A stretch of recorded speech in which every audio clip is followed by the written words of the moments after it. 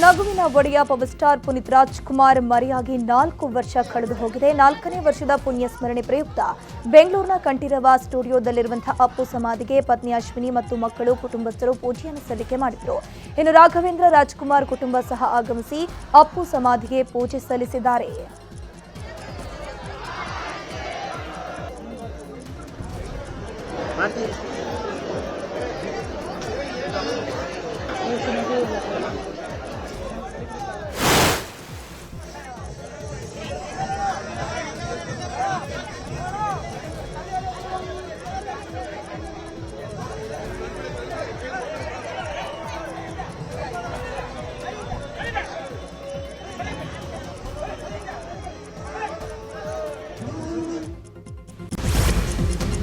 ಪುನೀತ್ ರಾಜ್ಕುಮಾರ್ ನಮ್ಮ ನಗಲಿ ಇವತ್ತಿಗೆ 4 ವರ್ಷ. ಅಪ್ಪು ಸಮಾಧಿ ಬಳಿ ಸಾವಿರಾರು ಅಭಿಮಾನಿಗಳು ಆಗಮಿಸಿ ಅಪ್ಪು ಸಮಾಧಿಗೆ ನಮಿಸಿದ್ದಾರೆ. ಗುಬ್ಬಿ ತಾಲೂಕಿನ ಅಜ್ಜಿಯೊಬ್ಬರು ಇಲ್ಲಿ ಕಡ್ಲೆಪುರಿ ಹಾರವನ್ನ ಅಪ್ಪುಗೆ ಅರ್ಪಿಸಿದ್ದಾರೆ.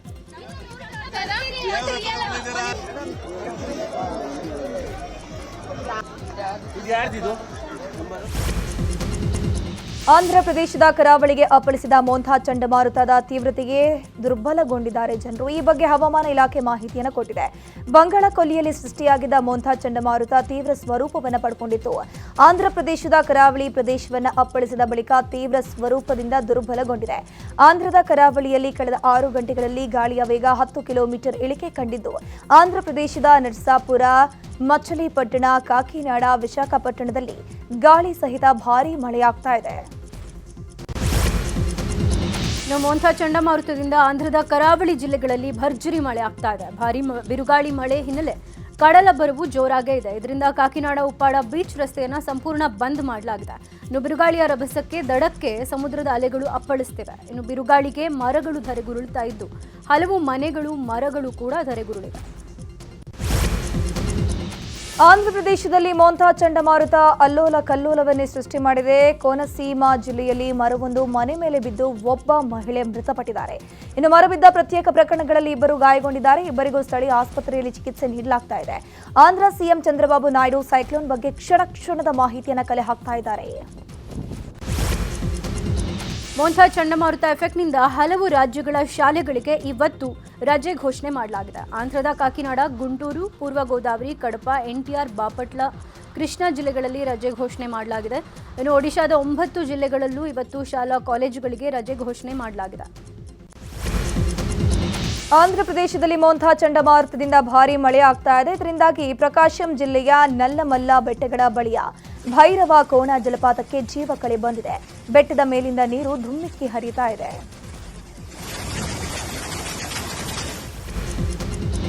ಆಂಧ್ರದ ವಿಶಾಖಪಟ್ಟಣಂನಲ್ಲೂ ಭರ್ಜರಿ ಮಳೆ ಆಗ್ತಾ ಇದೆ. ಅನಂತಗಿರಿ ಬಳಿ ರಸ್ತೆ ಮೇಲೆ ಪ್ರವಾಹದಂತೆ ನೀರು ಹರಿಯುತ್ತಿದೆ. ಇದರಿಂದ ವಾಹನ ಸವಾರರು ಪರದಾಡ್ತಿದ್ದಾರೆ. ಬೊರ್ರಾ ಮತ್ತು ಚಿಮಿಡಿಯಲ್ಲಿ ರೈಲು ನಿಲ್ದಾಣಗಳ ನಡುವಿನ ಹಳಿಯಲ್ಲಿ ಮಳೆ ನೀರು ನಿಂತಿದ್ದು ರೈಲು ಸಂಚಾರ ಕೆಲಕಾಲ ಅಸ್ತವ್ಯಸ್ತಗೊಂಡಿತ್ತು. ಆಂಧ್ರಪ್ರದೇಶದಲ್ಲಿ ಮೋಂಥಾ ಚಂಡಮಾರುತದಿಂದ ಭಾರೀ ಬಿರುಗಾಳಿ ಬೀಸಿದೆ. ಭಾರೀ ಗಾಳಿಯಿಂದಾಗಿ ಗುಂಟೂರಿನಲ್ಲಿ ಮರಗಳು ಧರೆಗುರುಳಿವೆ. ಗುಂಟೂರು ಮಹಾನಗರ ಪಾಲಿಕೆ ಅಧಿಕಾರಿಗಳು ಮತ್ತು ಪೊಲೀಸ್ ಸಿಬ್ಬಂದಿಗಳು ಧರೆಗೆ ಬಿದ್ದ ಮರಗಳನ್ನು ತೆರವು ಮಾಡುತ್ತಿದ್ದಾರೆ. ಆಂಧ್ರಪ್ರದೇಶದ ಕೃಷ್ಣಾ ಜಿಲ್ಲೆಯಲ್ಲಿ 200 ಕಾಳಜಿಯ ಕೇಂದ್ರಗಳು ಓಪನ್ ಆಗಿವೆ. ಕೃಷ್ಣಾ ಜಿಲ್ಲೆಯ ಅಕ್ಕಪಕ್ಕದ ಕಡಲ ತೀರದ ಗ್ರಾಮದ ಜನರು ಕಾಳಜಿ ಕೇಂದ್ರಕ್ಕೆ ಶಿಫ್ಟ್ ಆಗಿದ್ದಾರೆ. ಈ ಹಿನ್ನೆಲೆ ಕಾಳಜಿ ಕೇಂದ್ರಗಳಿಗೆ ಕೃಷ್ಣಾ ಜಿಲ್ಲೆ SP ವಿದ್ಯಾಸಾಗರ್ ನಾಯ್ಡು ಭೇಟಿ ನೀಡಿ ಅಗತ್ಯ ಕ್ರಮಗಳನ್ನು ಪರಿಶೀಲಿಸಿದರು. ಮೋಂಥಾ ಚಂಡಮಾರುತ ಸೃಷ್ಟಿಸಿದ ಅವಾಂತರಕ್ಕೆ ರೈತರು ಕಷ್ಟಪಟ್ಟು ಬೆಳೆದ ಬೆಳೆ ಸರ್ವನಾಶವಾಗಿ ಹೋಗಿದೆ. ಕೋನಸೀಮಾ ಜಿಲ್ಲೆಯಲ್ಲಿ ಭಾರೀ ಮಳೆಗಾಗಿ ಬಾಳೆ ಬೆಳೆ ನೆಲಕಚ್ಚಿರುವಂಥದ್ದು. ಬೆಳೆ ನಾಶದಿಂದ ರೈತರು ಕಣ್ಣೀರಿಡುವಂತಾಗಿದೆ. ಇನ್ನು ಕರ್ನಾಟಕದ ಮೇಲೂ ಮೋಂಥಾ ಸೈಕ್ಲೋನ್ ಎಫೆಕ್ಟ್ ತಟ್ಟಿದೆ. ಉತ್ತರ ಭಾಗದ ಜಿಲ್ಲೆಗಳಲ್ಲಿ ಇವತ್ತು ಮತ್ತು ನಾಳೆ ಮಳೆ ಆಗುತ್ತೆ ಅಂತ ಹವಾಮಾನ ಇಲಾಖೆ ಮುನ್ನೆಚ್ಚರಿಕೆ ನೀಡಿದೆ. ಉತ್ತರ ಕರ್ನಾಟಕದ ಎಲ್ಲಾ ಜಿಲ್ಲೆಗಳಿಗೆ ಯೆಲ್ಲೋ ಅಲರ್ಟ್ ಘೋಷಣೆ ಮಾಡಲಾಗಿದೆ. ಬೀದರ್, ಯಾದಗಿರಿ, ಕಲಬುರಗಿ, ರಾಯಚೂರು, ವಿಜಯಪುರ ಸೇರಿದಂತೆ ಎಲ್ಲಾ ಜಿಲ್ಲೆಗಳಿಗೂ ಮಳೆ ಅಲರ್ಟ್ ನೀಡಲಾಗಿದೆ. ಮೋಂಥಾ ಸೈಕ್ಲೋನ್ ಎಫೆಕ್ಟ್ ಬೀದರ್ ಜಿಲ್ಲೆಗೂ ತಟ್ಟಿದೆ. ನಿನ್ನೆ ರಾತ್ರಿ ಇಡೀ ಬೀದರ್ ಜಿಲ್ಲೆಯ ಔರಾದ್ ತಾಲೂಕಿನ ನಾಗೂರು ಗ್ರಾಮದಲ್ಲಿ ಭರ್ಜರಿಯಾಗಿ ಮಳೆಯಾಗಿದೆ. ಧಾರಾಕಾರ ಮಳೆಗೆ ಕಡಲೆ ಬೆಳೆ ಕೊಚ್ಚಿಕೊಂಡು ಹೋಗಿದೆ. ಕಲಬುರಗಿಯ ಚಿತ್ತಾಪುರದಲ್ಲಿ ಪಥಸಂಚಲನದ ದಂಗಲ್ ಜೋರಾಗಿದೆ. ಆರ್ಎಸ್ಎಸ್ಗೆ ಮಾತ್ರವಲ್ಲ ಎಲ್ಲ ಸಂಘಟನೆಗಳಿಗೂ ಪಥಸಂಚಲನಕ್ಕೆ ಅವಕಾಶ ಕೊಡಬೇಕು ಅಂತ ಶಾಂತಿ ಸಭೆಯಲ್ಲಿ ಆರ್ಎಸ್ಎಸ್ ಜಿಲ್ಲಾಡಳಿತಕ್ಕೆ ಮನವಿ ಮಾಡಿದೆ. ಅಲ್ಲದೆ ಜಿಲ್ಲಾಡಳಿತಕ್ಕೆ ಕೊಟ್ಟ ಪತ್ರದಲ್ಲೂ ಇದನ್ನೇ ಉಲ್ಲೇಖಿಸಲಾಗಿದೆ. ನಮ್ಮಂತೆ ಹಲವು ಸಂಘಟನೆಗಳು ಪಥಸಂಚಲನಕ್ಕೆ ಅವಕಾಶ ಕೋರಿ ಅರ್ಜಿ ಸಲ್ಲಿಸಿವೆ ಅಂತ ಹೇಳಿದ್ರಿ. ನಮ್ಮ ದೇಶದಲ್ಲಿ ಅವರವರ ವಿಚಾರ ಹೇಳುವ ಎಲ್ಲ ಅವಕಾಶಗಳು ಇವೆ. ಹೀಗಾಗಿ ಅವರವರಿಗೆ ಅನುಕೂಲ ಆಗಬಹುದಾದ ದಿನಾಂಕಗಳನ್ನು ನೋಡಿಕೊಂಡು ಎಲ್ರಿಗೂ ಅವಕಾಶ ಕೊಡಿ ಅಂತ RSS ಮನವಿ ಮಾಡಿಕೊಂಡಿದೆ. ನವೆಂಬರ್ 1ರಂದು ಕನ್ನಡ ರಾಜ್ಯೋತ್ಸವ ಹಿನ್ನೆಲೆಯಲ್ಲಿ ಬೆಳಗಾವಿಯಲ್ಲಿ ಮತ್ತೆ ಎಂಎಸ್ ಮತ್ತೆ ಬಾಲ ಬಿಚ್ಚಿದೆ. ಕನ್ನಡ ರಾಜ್ಯೋತ್ಸವ ದಿನದಂದೇ ಬೆಳಗಾವಿಯಲ್ಲಿ ಎಂಎಸ್ ಕರಾಳ ದಿನಾಚರಣೆಗೆ ಮುಂದಾಗಿರುವಂಥದ್ದು. ಈ ಬಗ್ಗೆ ಮಹಾರಾಷ್ಟ್ರ ಸಿಎಂಗೆ ಪತ್ರ ಬರೆದಿದ್ದು ಕರಾಳ ದಿನಾಚರಣೆಗೆ ಗಡಿ ಉಸ್ತುವಾರಿ ಸಚಿವ ಶಂಭುರಾಜ್ ದೇಸಾಯಿ ಚಂದ್ರಕಾಂತ ಪಾಟೀಲ್ರನ್ನ ಕಳಿಸುವಂತೆ ಮನವಿಯನ್ನು ಮಾಡಿಕೊಂಡಿದೆ. ಇದರ ಜೊತೆಗೆ ಬೆಳಗಾವಿ ನಗರ ಪೊಲೀಸ್ ಆಯುಕ್ತರಿಗೆ ಪತ್ರವನ್ನು ಬರೆದಿದ್ದು ಕರಾಳ ದಿನಕ್ಕೆ ಅನುಮತಿ ನೀಡುವಂತೆ ಮನವಿಯನ್ನು ಮಾಡಿಕೊಂಡಿದೆ.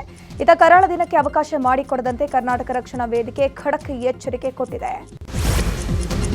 ವಿಜಯಪುರದಲ್ಲಿ ಮತ್ತೆ ಸರಣಿ ಭೂಕಂಪನ ಆಗಿದೆ. ಕಳೆದ ರಾತ್ರಿ 11:59 ಹಾಗೂ ನಸುಕಿನ ಜಾವ 5:30 ಸುಮಾರಿಗೆ ಭೂಮಿ ನಡುಗಿದ ಅನುಭವ ಆಗಿದೆ. ವಿಜಯಪುರದ ಭವಾನಿನಗರ, ಕೀರ್ತಿನಗರ, ಗ್ಯಾಂಗ್ ಬೌಡಿ ಭಾಗದಲ್ಲಿ ಸುತ್ತಮುತ್ತ ಭೂಕಂಪನದ ಅನುಭವ ಆಗಿದೆ. ಹಾವೇರಿಯಲ್ಲಿ G+ ಮನೆಗಳ ನಿರ್ಮಾಣದಲ್ಲಿ ಕಳಪೆ ಇದೆ ಅನ್ನುವ ಆರೋಪದ ಹಿನ್ನೆಲೆ ಲೋಕಾಯುಕ್ತ ತಾಂತ್ರಿಕ ವಿಭಾಗದ ಅಧಿಕಾರಿಗಳು ದಾಳಿ ಮಾಡಿದ್ದಾರೆ. ಸಿದ್ದದೇವಪುರ ಮತ್ತು ನಾಗೇಂದ್ರಮಟ್ಟಿ ಸೈಟ್ ಮೇಲೆ ದಾಳಿ ಮಾಡಿ ಪರಿಶೀಲನೆ ನಡೆಸಿದ್ದಾರೆ. ರಾಜೀವ್ ಗಾಂಧಿ ವಸತಿ ನಿಗಮದಿಂದ 67 ಕೋಟಿ ರೂಪಾಯಿ ಅನುದಾನದಲ್ಲಿ ಮನೆಗಳು ನಿರ್ಮಾಣವಾಗ್ತಾ ಇದ್ದು, ಇದರಲ್ಲಿ ಕಳಪೆ ಕಾಮಗಾರಿ ಆರೋಪ ಕೇಳಿಬಂದಿತ್ತು. ಈ ಹಿನ್ನೆಲೆ ಅಧಿಕಾರಿಗಳು ದಾಳಿ ಮಾಡಿ ಪರಿಶೀಲಿಸಿದ್ದಾರೆ. ಉಪಲೋಕಾಯುಕ್ತ ಬಿ ವೀರಪ್ಪ 3 ದಿನಗಳ ಕಾಲ ಕೊಪ್ಪಳ ಪ್ರವಾಸದಲ್ಲಿದ್ದಾರೆ. ಇಂದು ಬೆಳಗ್ಗೆ ಕೊಪ್ಪಳ ಬಸ್ ನಿಲ್ದಾಣಕ್ಕೆ ತೆರಳಿ ಪರಿಶೀಲನೆ ಮಾಡಿದ್ರು. ಬಸ್ ನಿಲ್ದಾಣದ ಶೌಚಾಲಯದಲ್ಲಿ ಹಣ ವಸೂಲಿ ಮಾಡುತ್ತಿರುವ ಬಗ್ಗೆ ಸ್ಥಳೀಯರು ದೂರನ್ನು ಕೊಟ್ಟಿದ್ರು. ಬಸ್ ನಿಲ್ದಾಣದಲ್ಲಿ ಸ್ವೀಟ್ ಅಂಗಡಿಯಲ್ಲಿ ಅವಧಿ ಮೀರಿದ ತಿಂಡಿ ಇದ್ದ ಹಿನ್ನೆಲೆ ಅದನ್ನು ಸರಿಪಡಿಸುವಂತೆ ಸೂಚನೆ ಕೊಟ್ಟಿದ್ರು. ಇದೇ ವೇಳೆ ರೈಲ್ವೆ ನಿಲ್ದಾಣದಲ್ಲೂ ಪರಿಶೀಲನೆ ಮಾಡಿದ್ರು. ಸಾಲಬಾಧೆಯಿಂದ ರೈತ ಆತ್ಮಹತ್ಯೆ ಮಾಡಿಕೊಂಡಿರುವ ಘಟನೆ ದಾವಣಗೆರೆ ಜಿಲ್ಲೆಯ ಚನ್ನಗಿರಿ ತಾಲೂಕಿನ ಕಣಿವೆ ಬಿಳಚಿ ಗ್ರಾಮದಲ್ಲಿ ನಡೆದಿದೆ. KT ಕೃಷ್ಣೋಜಿರಾವ್ ಮೃತ ದುರ್ದೈವಿ. ಮೃತ ವ್ಯಕ್ತಿ ರಾಷ್ಟ್ರೀಕೃತ ಬ್ಯಾಂಕ್, ಸಹಕಾರ ಸಂಘ ಹಾಗೂ ಖಾಸಗಿ ವ್ಯಕ್ತಿಗಳಿಂದ ಅಂದಾಜು 9 ಲಕ್ಷ ಸಾಲ ಮಾಡಿದ್ರಂತೆ. ಸಾಲ ತೀರ್ಸೋಕಾಗದೆ ವಿಷ ಸೇವಿಸಿ ಆತ್ಮಹತ್ಯೆ ಮಾಡಿಕೊಂಡಿದ್ದಾರೆ. ಖಾಸಗಿ ಫೈನಾನ್ಸ್ ಕಿರುಕುಳದಿಂದ ಬೇಸತ್ತ ಮಹಿಳೆಯೊಬ್ಬರು ನ್ಯಾಯಕ್ಕಾಗಿ ಶಾಸಕ ಬೇಳೂರು ಗೋಪಾಲಕೃಷ್ಣ ಅವರನ್ನು ಅಂಗಲಾಚಿದ್ದಾರೆ. ಶಿವಮೊಗ್ಗ ಜಿಲ್ಲೆಯ ಹೊಸನಗರ ತಾಲೂಕಿನ ರೇಪನ್ಪೇಟೆಯಲ್ಲಿ ಈ ಒಂದು ಘಟನೆ ನಡೆದಿದೆ. ಚೌಡೇಶ್ವರಿ ಗ್ರಾಮದ ಉಷಾ ತನ್ನ ಮನೆಗೆ ಯಾವುದೇ ನೋಟಿಸ್ ಕೊಡದೆ ಬೀಗ ಹಾಕಿದ್ದಾರೆ. ಮನೆಯಲ್ಲಿದ್ದ ಸಾಮಗ್ರಿಗಳನ್ನು ಮಳೆಯ ನಡುವೆಯೇ ಹೊರಗೆ ಎಸೆದ್ರು ಅಂತ ಆರೋಪಿಸಿ ಶಾಸಕರ ಕಾಲಿಗೆ ಬಿದ್ದಿದ್ದಾರೆ. ಇನ್ನು ಮಹಿಳೆಯನ್ನ ಶಾಸಕರು ಸಮಾಧಾನಪಡಿಸಿ ತಕ್ಷಣ ಫೈನಾನ್ಸ್ನವರನ್ನ ಕರೆಸಿ ವಿಚಾರಣೆ ನಡೆಸುವಂತೆ ಸ್ಥಳೀಯ PSIಗೆ ಸೂಚನೆ ಕೊಟ್ಟಿದ್ದಾರೆ. GBA ವ್ಯಾಪ್ತಿಯ ಪಾಲಿಕೆಗಳಲ್ಲಿ ನಕಲಿ DD ಹಾವಳಿ ಹೆಚ್ಚಾಗಿದೆ. ಪಾಲಿಕೆಯಿಂದ 3 ಲಕ್ಷ ಹಣ ಕೊಡಿಸ್ತೇವೆ ಅಂತ 50,000 ಹಣ ವಸೂಲಿ ಮಾಡಿದ್ದಾರೆ. ಸುಮಾರು 25ಕ್ಕೂ ಹೆಚ್ಚು ಜನರಿಂದ 50,000 ಹಣ ವಸೂಲಿ ಮಾಡಿ 3 ಲಕ್ಷ ನಕಲಿ DDಗಳನ್ನು ನೀಡಲಾಗಿದೆ. DDಯಲ್ಲಿ GBA ಮುಖ್ಯ ಆಯುಕ್ತ ಮಹೇಶ್ವರ್ ಸೇರಿದಂತೆ ಹಲವು ಅಧಿಕಾರಿಗಳ ಸಹಿ ನಕಲು ಮಾಡಿರುವುದು ಬೆಳಕಿಗೆ ಬಂದಿದೆ. ಪರಿಶಿಷ್ಟ ಜಾತಿಯ ಒಳ ಮೀಸಲಾತಿ ಅನುಷ್ಠಾನಕ್ಕೆ ಎದುರಾಗಿರುವ ಸಮಸ್ಯೆಗಳ ಬಗ್ಗೆ ಇವತ್ತು ಸಿಎಂ ಸಿದ್ದರಾಮಯ್ಯ ಮಹತ್ವದ ಸಭೆ ನಡೆಸಲಿದ್ದಾರೆ. ವಿಧಾನಸೌಧದ ಸಮಿತಿ ಕೊಠಡಿಯಲ್ಲಿ ಇವತ್ತು ಮಧ್ಯಾಹ್ನ 1 ಗಂಟೆಗೆ ಸಭೆ ನಡೆಯಲಿದೆ. ಸಮಾಜ ಕಲ್ಯಾಣ ಇಲಾಖೆಯ ಸಚಿವರು ಮತ್ತು ಅಧಿಕಾರಿಗಳು ಸೇರಿದಂತೆ ಇತರೆ ದಲಿತ ಸಚಿವರು ಕೂಡ ಸಭೆಯಲ್ಲಿ ಭಾಗಿಯಾಗಲಿದ್ದಾರೆ. ಕಾಂಗ್ರೆಸ್ನಲ್ಲಿ ಕುರ್ಚಿ ಫೈಟ್ ಮಧ್ಯೆ ರಾಜ್ಯಕ್ಕೆ ರಾಹುಲ್ ಗಾಂಧಿ ಆಗಮಿಸ್ತಾ ಇದ್ದಾರೆ. ನವೆಂಬರ್ 20ರಂದು ರಾಹುಲ್ ಗಾಂಧಿ ಅವರು ರಾಜ್ಯಕ್ಕೆ ಬರ್ತಾ ಇದ್ದು ಆನ್ಲೈನ್ ಮೂಲಕ 100 ಜಿಲ್ಲಾ ಹಾಗೂ ಬ್ಲಾಕ್ ಕಾಂಗ್ರೆಸ್ ಕಚೇರಿಗಳಿಗೆ ಶಂಕುಸ್ಥಾಪನೆ ನೆರವೇರಿಸಲಿದ್ದಾರೆ. ಬೆಂಗಳೂರಿನ ರೇಸ್ ಕೋರ್ಸ್ ರಸ್ತೆಯ ಬಳಿ 2.5 ಎಕರೆ ಅತ್ಯಾಧುನಿಕ ವಾಣಿಜ್ಯ ಕಚೇರಿಗೂ ಅಂದೇ ಶಂಕುಸ್ಥಾಪನೆ ಆಗಲಿದೆ. ಸಚಿವ ಸಂಪುಟ ಪುನರ್ರಚನೆಯ ವಿಚಾರವಾಗಲಿ, ಸಿಎಂ ಬದಲಾವಣೆ ವಿಚಾರವಾಗಲಿ ನಾನು ಮಾತನಾಡುವುದಿಲ್ಲ ಈಗಂತ ಸಾರಿಗೆ ಸಚಿವ ರಾಮಲಿಂಗಾರೆಡ್ಡಿ ಹೇಳಿದ್ದಾರೆ. ರಾಮನಗರದಲ್ಲಿ ಮಾತನಾಡಿದ ಸಚಿವರು, ಈ ಬಗ್ಗೆ ಯಾರೇ ಮಾತನಾಡಿದ್ರೂ ಪಕ್ಷಕ್ಕೆ ಹಾನಿಯಾಗುತ್ತೆ. ನಮ್ಮ ನಾಯಕರು ಬಹಿರಂಗವಾಗಿ ಮಾತನಾಡದೆ 4 ಗೋಡೆ ಮಧ್ಯೆ ಮಾತನಾಡಬೇಕು ಅಂತ ಸಲಹೆ ಕೊಟ್ಟರು. ಇಂದು ಬೆಂಗಳೂರು ದಕ್ಷಿಣ ಜಿಲ್ಲೆಯ ಉಸ್ತುವಾರಿ ಸಚಿವ ರಾಮಲಿಂಗಾರೆಡ್ಡಿ ಪಂಚಾಯತ್ ಭವನದಲ್ಲಿ KDP ಸಭೆ ನಡೆಸಲಿದ್ದಾರೆ. ಸರ್ಕಾರದ ಅನುದಾನ ಯಾವ ರೀತಿ ಬಳಕೆಯಾಗಿದೆ ಮತ್ತು ಕಾರ್ಯಕ್ರಮಗಳ ಅನುಷ್ಠಾನ ಯಾವ ರೀತಿ ಆಗಿದೆ ಅನ್ನೋದರ ಬಗ್ಗೆ ಮಾಹಿತಿ ಪಡೆಯುತ್ತಾರೆ. ಸಭೆಯಲ್ಲಿ ಜಿಲ್ಲಾ ಮಟ್ಟದ ಅಧಿಕಾರಿಗಳ ಜೊತೆ ಶಾಸಕರು ಭಾಗಿಯಾಗಲಿದ್ದಾರೆ. ಕೋಲಾರ ಉಸ್ತುವಾರಿ ಸಚಿವ ಭೈರತಿ ಸುರೇಶ್ ಹಾಗೂ ಉನ್ನತ ಶಿಕ್ಷಣ ಸಚಿವ ಡಾಕ್ಟರ್ MC ಸುಧಾಕರ್ ಇವತ್ತು ಕೋಲಾರ ಪ್ರವಾಸ ಕೈಗೊಂಡಿದ್ದಾರೆ. ಸುಮಾರು 103 ಕೋಟಿ ವೆಚ್ಚದ ವಿವಿಧ ಕಾಮಗಾರಿಗಳಿಗೆ ಸಚಿವರು ಚಾಲನೆ ನೀಡುತ್ತಾರೆ. ವಿಜಯಪುರ ಜಿಲ್ಲೆಗೆ ಕನ್ನೇರಿ ಮಠದ ಅದೃಶ್ಯ ಕಾಡಸಿದ್ದೇಶ್ವರ ಸ್ವಾಮೀಜಿಗೆ ನಿರ್ಬಂಧ ಹಿನ್ನೆಲೆ ಬೆಳಗಾವಿಯಲ್ಲಿ ಮಾಜಿ ಸಚಿವ ಈಶ್ವರಪ್ಪ ಮಹತ್ವದ ಸಭೆ ನಡೆಸಿದ್ದಾರೆ. ಸಭೆಯಲ್ಲಿ ವಿವಿಧ ಜಿಲ್ಲೆಯ ಸಾಧು ಸಂತರು, ಮಠಾಧೀಶರು, ಹಿಂದೂಪರ ಕಾರ್ಯಕರ್ತರು, ವೀರಶೈವ ಲಿಂಗಾಯತ ಸಮಾಜದವರು ಭಾಗಿಯಾಗಿದ್ದಾರೆ. ಮುಂದಿನ ಹೋರಾಟದ ಬಗ್ಗೆ ಸಭೆಯಲ್ಲಿ ಚರ್ಚೆ ನಡೆಸಲಾಗಿದೆ. ಪಾಕಿಸ್ತಾನ ಜಿಂದಾಬಾದ್ ಎಂಬ ಹೆಸರನ್ನ ವೈಫೈ ಐಡಿಯಲ್ಲಿ ಬಳಕೆ ಮಾಡಿರುವ ಘಟನೆ ಜಿಗಣಿಯ ಕಲ್ಲುಬಾಳು ಗ್ರಾಮದಲ್ಲಿ ನಡೆದಿದೆ. ಮೊಬೈಲ್ ವೈಫೈ ಆನ್ ಮಾಡಿದ್ರೆ ಪಾಕಿಸ್ತಾನ ಜಿಂದಾಬಾದ್ ದೇಶದ್ರೋಹಿ ಯೂಸರ್ ಐಡಿ ತೋರಿಸ್ತಾ ಇದೆ. ಇದರಿಂದಾಗಿ ಗ್ರಾಮದಲ್ಲಿ ಯಾವುದೇ ದೇಶ ವಿರೋಧಿ ಭಯೋತ್ಪಾದಕ ಶಕ್ತಿ ಇದೆ ಅಂತ ಶಂಕೆ ವ್ಯಕ್ತಪಡಿಸಿರುವಂತಹ ಬಜರಂಗ ದಳದ ಕಾರ್ಯಕರ್ತರು ಜಿಗಣಿ ಪೊಲೀಸ್ ಠಾಣೆಗೆ ದೂರನ್ನು ದಾಖಲಿಸಿದ್ದಾರೆ. ರೇಣುಕಾಸ್ವಾಮಿ ಕೊಲೆ ಪ್ರಕರಣದಲ್ಲಿ ದರ್ಶನ್ಗೆ ಇಂದು ಬಿಗ್ ಡೇ. ಇಂದು ಬೆಂಗಳೂರಿನ 57ನೇ ಸೆಷನ್ಸ್ ಕೋರ್ಟ್ನಲ್ಲಿ ಹಾಸಿಗೆ ದಿಂಬು ಭವಿಷ್ಯ ನಿರ್ಧಾರವಾಗಲಿದೆ. ಹಿಂದೆ ಸೆಷನ್ಸ್ ಕೋರ್ಟ್ ಆದೇಶ ನೀಡಲಿದೆ. ಪರಪ್ಪನ ಅಗ್ರಹಾರ ಜೈಲಿನಲ್ಲಿ ಸೌಲಭ್ಯ ಸರಿಯಾಗಿಲ್ಲ ಅಂತ ಈ ಹಿಂದೆ ದರ್ಶನ್ ಅರ್ಜಿಯನ್ನು ಸಲ್ಲಿಕೆ ಮಾಡಿದ್ರು. ಬೆಳ್ತಂಗಡಿಯ ಮೃತ ಸೌಜನ್ಯ ತಾಯಿ ಕುಸುಮಾವತಿ ಸೇರಿದಂತೆ 21 ಜನರ ವಿರುದ್ಧ ಎಫ್ಐಆರ್ ದಾಖಲಾಗಿದೆ. ಅಕ್ಟೋಬರ್ 27ರಂದು ಬೆಳ್ತಂಗಡಿ ತಾಲೂಕು ಕಚೇರಿ ಎದುರು ಅಕ್ರಮ ಕೂಟ ಸೇರಿದ್ದ ಆರೋಪದ ಮೇರೆಗೆ ಬೆಳ್ತಂಗಡಿ ಪೊಲೀಸರು ಸುಮೋಟೋ ಕೇಸ್ ದಾಖಲಿಸಿಕೊಂಡಿದ್ದಾರೆ. ದ್ವೇಷಪೂರಿತ ಭಾಷಣ ಆರೋಪ ಹಿನ್ನೆಲೆ ಆರ್ಎಸ್ಎಸ್ ಮುಖಂಡ ಕಲ್ಲಡ್ಕ ಪ್ರಭಾಕರ ಭಟ್ ವಿರುದ್ಧ ಪ್ರಕರಣ ದಾಖಲಾಗಿತ್ತು. ಪ್ರಕರಣದಲ್ಲಿ ನಿರೀಕ್ಷಣಾ ಜಾಮೀನಿಗೆ ಕಲ್ಲಡ್ಕ ಪ್ರಭಾಕರ ಭಟ್ ಅರ್ಜಿಯನ್ನು ಸಲ್ಲಿಕೆ ಮಾಡಿದ್ದು, ಇಂದು ಪುತ್ತೂರಿನ 6ನೇ ಹೆಚ್ಚುವರಿ ಜಿಲ್ಲಾ ಸೆಷನ್ಸ್ ನ್ಯಾಯಾಲಯದಲ್ಲಿ ವಿಚಾರಣೆ ನಡೆಯಲಿದೆ. ಭಾರತೀಯ ಸಶಸ್ತ್ರ ಪಡೆಗಳ ಸುಪ್ರೀಂ ಕಮಾಂಡರ್ ಆಗಿರುವ ರಾಷ್ಟ್ರಪತಿ ದ್ರೌಪದಿ ಮುರ್ಮು ರಫೇಲ್ ಫೈಟರ್ ಜೆಟ್ನಲ್ಲಿ ಹಾರಾಟ ನಡೆಸಿದ್ದಾರೆ. ಹರಿಯಾಣದ ಅಂಬಾಲಾ ಏರ್ಬೇಸ್ನಲ್ಲಿ ರಫೇಲ್ ಫೈಟರ್ ಫ್ಲೈಟ್ನಲ್ಲಿ ಹಾರಾಡಿರುವಂತಹ ಜೆಟ್ನಲ್ಲಿ ಈ ಮೂಲಕ ಮೊದಲ ಬಾರಿಗೆ ರಫೇಲ್ ಏರಿದ ರಾಷ್ಟ್ರಪತಿ ಅನ್ನುವ ಹೆಗ್ಗಳಿಕೆಗೆ ಪಾತ್ರರಾಗಿದ್ದಾರೆ.